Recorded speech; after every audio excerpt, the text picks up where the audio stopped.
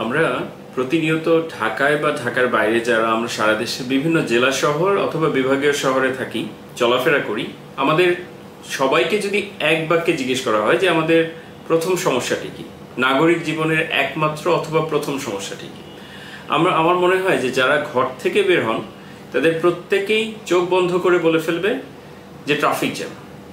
এই কথাটি আগে যখন বিভাগীয় অথবা বন্দর নগরী অথবা ঢাকা বা রাজধানীর জন্য কিন্তু এটি আমরা নিত্য নৈমিত্তিক আগেই ধরতাম যে না ঠিক আছে, 10-12-15 বছর আগে এই কথাগুলি কিন্তু ঢাকা বা বড় শহরের জন্য প্রযোজ্য বেশি ছিল। কিন্তু এখন যদি আপনি যে কোনো একটি জেলা শহরে যান, আপনি একেবারে কম করে হলেও যে আধা ঘন্টা বা 30 মিনিট বা 40 মিনিট সময় আপনার চলে যাবে এই সিগন্যাল ওই সিগন্যালের মাঝখানে। তো এই সমস্যার সমাধান কি?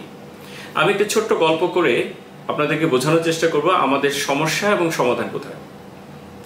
2012 সালে আমি সিঙ্গাপুরে একটি প্রোগ্রামে গিয়েছিলাম। তখন আমি একটু উৎসাহী হয়ে যখন দেখলাম রাস্তায় কিছু নাই, ঠিক যেমন আমাদের লোকাল স্টাইল যেটা হয়, আমি রাস্তা পার হয়ে গেলাম এবং দূর থেকে একটি গাড়ি আমাকে দেখে হর্ন চাপছিল। ওই হর্ন দেয়ার অবস্থা এরকম ছিল যে মনে হলো যে সে আমাকে খুব গালি দিচ্ছে বা খুব রুক্ষ হয়ে একটি অবস্থা হয়েছে।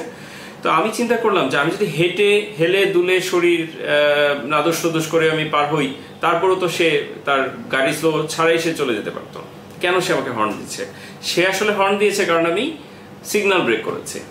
ট্রাফিকের যেমন গাড়ির যেমন সিগন্যালের বিষয় আছে, ঠিক একই পথচারীরও কোনো সিগন্যালের ব্যাপার থাকে। সে বিষয়টি আমরা জানতাম বা জেনেও আমরা হয়তোবা যে লোকাল যে অভ্যাসটা সে অভ্যাসটা সেখানে অ্যাপ্লাই করলাম।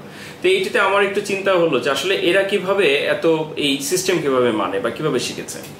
পরদিন আমি তাদের সরকারি একজন অফিসার, তার সাথে কথা বলছিলাম অন্য একটি পারপাসে। আমি তখন জিজ্ঞেস করলাম যে তোমরা এই সভ্যতাটা কিভাবে তৈরি করেছো, যে ট্রাফিক সিগন্যাল মানা, যখন গাড়ি নাই তখনও দাঁড়িয়ে থাকা সিগন্যালে। সে তখন বলল যে আসলে আমাদের বাপদাদারা তারাও এরকমই ছিল, যে তারাও মানতো কম।